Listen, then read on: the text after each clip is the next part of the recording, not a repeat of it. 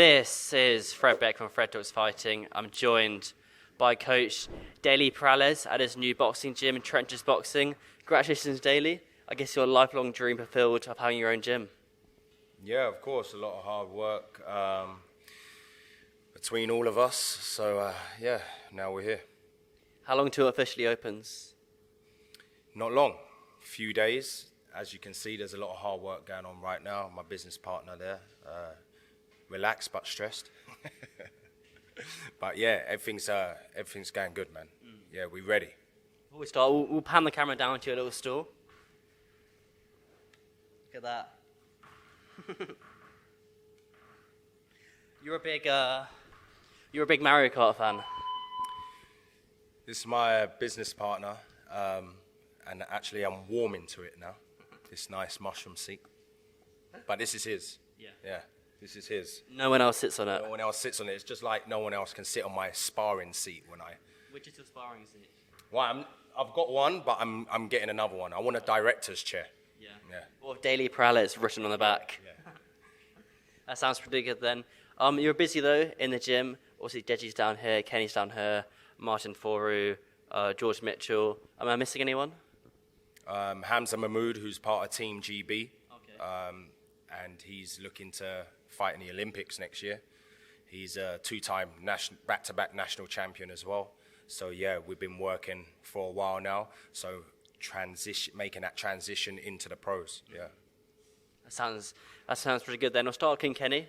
He's fighting Anthony Taylor. Obviously, Anthony fought Soft Happy last time out in May. You got him in next month. Not long, 2 weeks away. Just over 2 weeks away. By the time this goes out, probably will be about 2 weeks away. How's Kenny progressing? Yeah, great. You know, as it always is, doesn't matter what the opponent is, who the opponent is. It's about progressing and learning for these, influencers. It's about learning, progressing, and taking it serious. Because as you know, you can get hurt in this sport. So it's about being a student of the game and constantly pushing yourself to the limit. Yeah, certainly. But for Anthony Taylor, obviously he's more an MMA fighter. He's kind of found his way in. I'm not sure how he did it, but he found his way into influence boxing. And obviously now he's one of the biggest names. There was win of Assault Happy. You were there that night. What did you read into it? I mean, yeah, he done what he had to do to get the win and do things that made,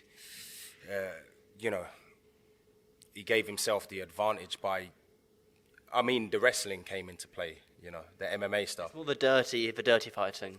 Yeah, but, I also coach, a former MMA world champion, and we've had Kenny actually do takedowns and double unders and, Arm bars, elbows, just in case we want to switch it up in there and Anthony Taylor wants to take it to MMA. I see, all prepared. But for Anthony Taylor, I guess he is more of a dirty fighter. How do you bring in fighters to replicate him? Just bring out short, stocky MMA fighters and just say just boxing? Or do you bring in I know you're boxing the Team GB stars, but they're kind of pure boxers. Do you not need the stocky, kind of short MMA fighters who heaps their elbows out, that sort of style? Yeah, well, I'm not going to say what exactly we've been doing, on a day-to-day, but yeah, obviously, but that's not because it's Kenny. Any fighter that I have, when we study our opponent, we try to get sparring partners to replicate that opponent. So we're not going into the fight blind, and just doing what you want. There's actually a strategy, there's a game plan, there's a method to it, So yeah, we've had all that rough and tough stuff. But even without Anthony Taylor, I teach that stuff anyway. You know what I mean? It's not just about boxing. You got to learn the ugly side of the sport because people are going to put their head, on your chest or underneath your chin. People are going to put a forearm in your face. They're going to give you low blows. They're going to try and wrestle you. And if you don't know how to deal with that, then you're in trouble. So you got to actually drill those things too. There's a method to the madness. This fight is 4 rounds, 10-ounce gloves. That's correct? No, it's not 4 rounds. It's 5 rounds. And is it for a belt? Yeah. It is? Yeah. So is that going to be your first ever champion in the gym? You won a belt already, Kenny. The Misfits belt. Oh, the proper one, yeah.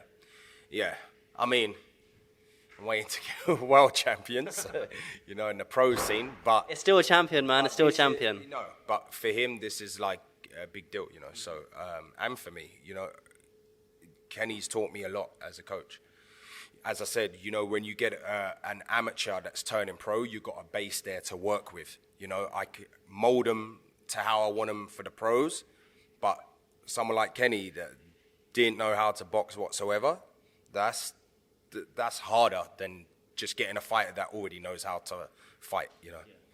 I guess it's quite nice being able to bring someone up from, it's almost from a baby fighter to a man's fighter, because you get to guide them and it's just like maybe just strategy, mold them into the fighter you want them to be. Because normally you get an amateur fighter that comes in the gym, they already got the basics, but you get to fight how you want them to fight. So it's perfect. Yeah, and it just gives me more confidence as a... See you later, Kenny. Kenny, in a bit. Also gives me more confidence as a coach, because, you know, I think if you're a perfectionist, if you want to, you know, become great at something, you question yourself along the way.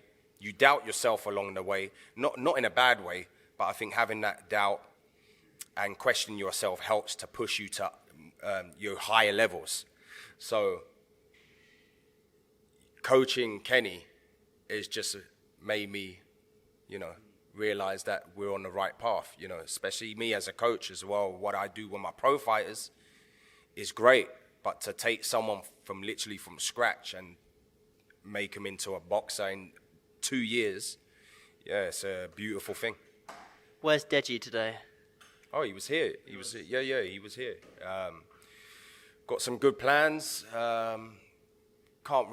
We're gutted, obviously, he's not on the prime card. He so badly wanted to be on the prime card. But, you know, Winderson pussied out.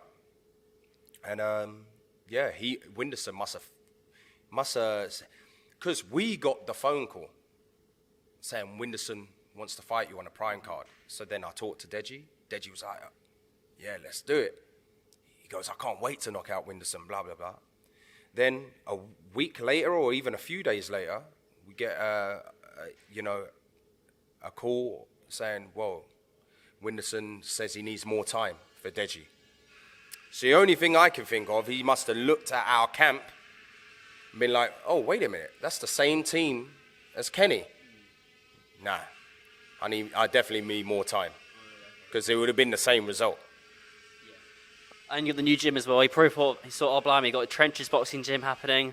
They got it all going for them. What do you make of Deji's back and forth with Leon, his S&C coach? I just leave that to, you know, Deji. I don't get involved in that stuff. You know, I don't even know what's happening between that. Yeah, I just do my job, you know. I stick to my job. Me and Leon, you know, we're cool. We're not. Me and Leon ain't had an argument. You know what I mean? But at the end of the day, Deji's my fighter. So whatever he decides is what he decides. You know, I'm not forcing him to do anything. I'm just not my decision. Or if any, I don't know what's going on. You know. At the end of the day, S&C, there's loads of S&C coaches. So if it comes to that, it's not like I'm going to be stressed out. Like, what am I going to do now? I need an S&C coach. I need an S&C coach. You know, there's loads of them out there. So it's just about getting the right one. But at the end of the day, I don't know what's happening between him and Leon. And Deji's a big man. He'll make the decision when it comes to that. You know what I mean? There's rumours of a Brazil card out like March, February, April, kind of early 2024. Do you think the Winderson-Nunes fight, after he's got his confidence back against my mate Nate, obviously most people are predicting him to win, then the Deji fight can happen in Brazil? Is that not almost a cooler place for it to happen? Yeah. Considering none of us have been to Brazil. 100% it's a cooler place for it to happen. Yeah, because it will be crazy in Brazil, obviously. Then you never know. You got someone called Temper who's Brazilian as well. Could put that right. Kenny versus Temper in Brazil. You know what I mean? Well, the Temper fight, they'd won it at 180 minimum. Would you be happy for Kenny to go up to 180? Depends. I'll leave that to Kenny because obviously you've got the weight side of things, but also you've got the business side of things, if it makes sense business-wise. Kenny's best at 75. Mm-hmm. He fights best at that weight. He's sharp at that weight. So we'll see. We cross that bridge when we come to it, Can we shut is there we shut that door there, the noise? Is that all right? Oh, is that upstairs? Okay, that's better. Oh yeah, that's better. So the Face Temper fight and then the Deji Nunes fight, so the two fighters that you really want? Yeah. Ideally though. Yeah, but obviously I'm the trainer, so I keep telling people, like, when the influencer fans get on my back, like, Deji should fight this person, Kenny should fight this person, make it happen. I'm like, hey, I'm not the one in control of who they fight. I train them to do what they do, but who they fight, that's down to the misfits, the promoters, and them themselves, you know what I mean? It's not like training with my pros. I manage my pros as well. Mm-hmm. I don't just train them, so I make decisions, when it comes to who to fight and who we're going to fight. They could chuck a name at us and I'll be like, nah, give us someone else. You know what I mean? I'm in full control of that. But the influencer stuff, I'm not in control of that, everyone. I just train them. Who manages Kenny? Is it Stuart Jones? Because Liam, you don't even know his manager. You know Kenny's manager. Yeah, I've heard it. What's his name? Yeah, I don't get involved in that stuff. Seriously, I don't get involved in that stuff. So when people ask me about any of that stuff, the business side of things, managers and all that, seriously, I don't get it. My objective, my focus is the fight, preparing them for fights. That's what I do. Yeah, that's fair. That's quite nice in a way. I imagine being a manager and a coach is rather stressful, but obviously Kenny's on the prime card. Deji will obviously be there, supporting KSI. We'll just run through the predictions of the prime card before I let you go here. We'll start with the main event. Don't hate me, everyone. We'll start with the main event, KSI versus Tommy Fury. You being a hardcore boxing guy yourself, I imagine you're going with Tommy. Yeah, of course, I'm going for Tommy. I mean, there's a lot of people in the influencer world, the fan base, that don't understand how boxing works. So they see their favorite star and automatically they think they're Hulk and they can beat everyone, which is fair enough.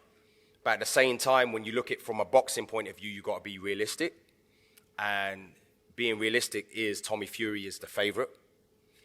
The chance that I give KSI is that he has got a dig on him. He can punch. Does KSI hit harder than Tommy Fury? Well, I don't know. Let me fight Tommy Fury or KSI and let me find out, and then I'll tell you. I can't tell you who punches harder. If I was to guess though, Tommy Fury hits harder because the fundamentals and the mechanics behind the shots are better than KSI. You can't just wing a shot and think you're going to knock everyone out. You know what I mean? You can knock out like a temper, for example, with those kind of shots. But someone who's been around the game a long time, someone that's taken punches from a little kid, someone that knows how to use the ring, how to use the range, how to see punches coming before they've even started throwing it. It's totally different. You know what I mean? So he does hit hard, KSI. You know what I mean? You got to. The people that he drops, you got to have some power behind him. But it's just if he's able to land it clean, you know what I mean? And when Tommy Fury loses that concentration for a split second, if he's focused, Tommy Fury, then he'll be able to ride those kind of shots. But at the end of the day, I'm not in KSI's camp. So maybe since the Fournier fight, which wasn't much of it, he's proved even more. And they've come up with a game plan and a strategy to, obviously they have, to beat Tommy Fury in devastating fashion. But I'll be stupid to sit here as a boxing purist and say, yeah, KSI is going to win the fight. KSI is going to win the fight. It's about reality. KSI has done great in YouTube boxing, for boxing, bringing eyes to boxing. He's a hard worker. He's dedicated. No, not just in boxing, with everything he does, his businesses, music. He always gives it 100%. But then there's also the reality of things as well, What percentage do you give KSI winning out of 100? I give KSI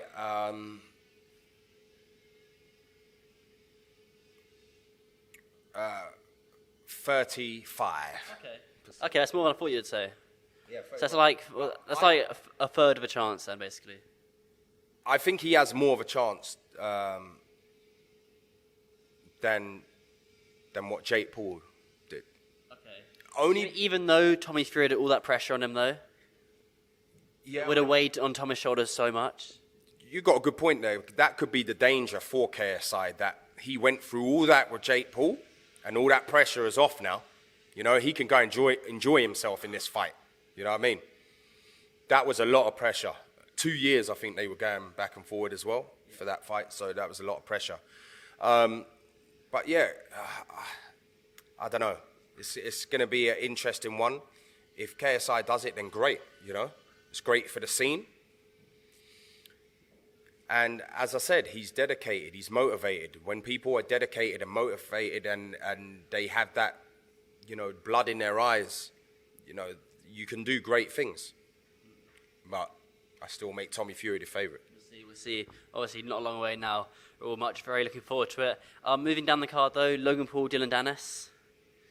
This one's kind of almost got more talk about it than KSI Tommy Fury. Yeah, I'm going with Logan Paul. I went with Logan Paul from day one, so that's not going to change. I've seen, unless he's trying to hide things and hold things back, Dylan Dennis, my son could beat him up, so yeah. Do you think Dylan Dennis might try anything illegal, like a low blow or a knee or even a takedown? I reckon if the fight's not going his way, he could do that to get him to, instead of getting knocked out, he'd rather get disqualified. Yeah, that could be a possibility. That could be interesting. And then, obviously, it's a great card, actually, this. Salt Pappy Slim. That one, I actually don't know. Really, you don't? Yeah, I don't know, only because if I'm going to be, with me as a coach, without hurting people's feelings, I always have to be honest with everything I say. Salt Pappy has got a lot to learn. He's good. He's got the good fan base. He's got the entertainment side to him, which is great. He's got that left hand. He's good at counter punching. But then there's small details that he needs to drill and work on every single day in the gym. Not just do it one time. He has to do it 1,000,000 times in one camp. And then, he's got the potential to be one of the best ones out there. You know what I mean? Because I actually like Salt Pappy. I like the way he fights, but there's certain things in boxing you need to do to just be a bit more cute in there. And I think even though I thought he beat Anthony Taylor, those small details is what failed him in that fight. Okay. Slim? If you have to pick one, though, gun to the head, it's like, okay, Daley's going to win. Slim Pappy. Slim's an awkward guy, He's an awkward guy. Can bang as well. I'm giving you £20. Who putting money on? I'm gonna go with Salt Pappy, only because he has more about him when it comes to skill set. Whereas Slim is a bit more raw. Okay. He's got the punch, but he's a bit more raw with the way he does things in there.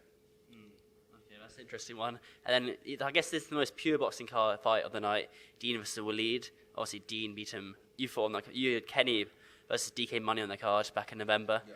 Dean won by knockout, but obviously Waleed domination the fight. How's it go second time around?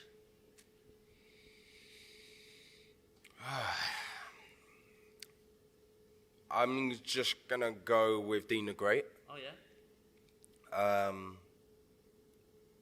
I think both of them would have learned a lot from that first fight,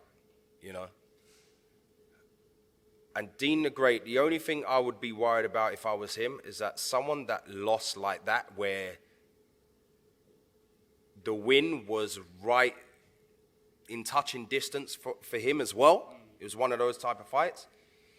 And then to get knocked out like that after doing so well in the fight, you know, he's going to have a point to prove, you know. Rematches are always interesting because the person that lost, they always got a point to prove. So it's like repeat or revenge, you know. You're going repeat. Is Dean the Great still got the same coach that? No, he's switched up. He now trains at Brickhouse Boxing with Brian Valoria. Okay, so he's not with Ashton's dad. No, not with Ivan Silv. He trains with Brian Valoria and Yogi. Yogi was Austin McBroom's coach as well. Interesting. I don't know what went on there then, because I like, you know. Ivan's nice. Yeah, I think Dean just wanted more pad work and one-to-one time. That's what I think the reason was him moving. Oh, really? Okay. Yeah, well, that's fair. You know, Ivan's probably got more things to worry about when it comes to his son. And in professional boxing, you know, his son's trying to be a world champion, so maybe his focus, you know, a lot of his focus is there. Yeah. You know, so. You met Ashton before, haven't you? Yeah. I really like Ashton and Ivan. Good kid, good prospect, talented. I'm going to make Dean the Great favourite. And does he stop Waleed then? I go points victory. Did either fighter get knocked down? Yeah, I think there'd be some drama. Yeah. Or a little wobble here and there, and someone has to hold on. But yeah, I think it'd be a close points victory. Okay. That's interesting because I like when I talk every person who I've interviewed in the Misfits world, they always pick Dean. When a lot of people I talk to outside of interviews, they pick Waleed. So it's a real 50-50. Yeah, Waleed's, I like Waleed as well. He's you know, a talented fighter. It's very close. I'm not saying Dean the Great just clearly. It's a very close fight. And what people have to remember, just because there was loads of knockdowns in the first fight doesn't mean there's going to be loads of knockdowns in the second fight. Yeah. If anything, they're going to be more wary of each other in the second fight because they know both of them can get dropped at any time. Do you think that might make it a boring fight? Yeah, that's what I'm saying. It could. That's why I said points victory for Dean the Great. I reckon it'll be like the first round will be a feeling out process, and then the second round something will happen, and then let's go to a complete all-out war. A shoot first. Well, it's the influence of boxing, so I hope there is some drama. You want some entertaining. Yeah. You don't really want like a skills-based decision. But before I wrap this up, for your gym though, what's coming up next? What can people know on the camera watching this right now about trenches? And should have got my business partner in here to talk as well. But yeah, we just, you know, it's a dream of ours to do this, and not just for, you know, professional boxing takes care of itself, right? All the professional boxing side of things. But we just wanted to create a place where no one has to be scared to come into a boxing gym, you know, full of, you know, hardcore boxing around. Less intimidating. Yeah, less intimidating, inviting, you know, more like a community, family. Not only a community for where we are right here, but also a destination point for people around the world. We want to be trenches known worldwide, where people are coming here to London on a holiday and they still want to work out. It's like when you go to LA, you're like, I want to go see Wildcard Gym. Exactly. Is that? That's exactly it. You know, when you go to LA, you want to go to Wildcard Gym. You want to come out with the merch to say you've been to Wildcard Gym. You know, so, you know, this is who, and we bring loads of experience as well to the table. So we're just trying to have that balance. The professional boxing side of things take care of itself, but we want to open up to people, for anyone to come in and do boxing and try the classes, you know, one-to-one, small group training, self-train. And if you're around, we're not those kind of people to be like, right, now you finish your workout, get out. You know what I mean?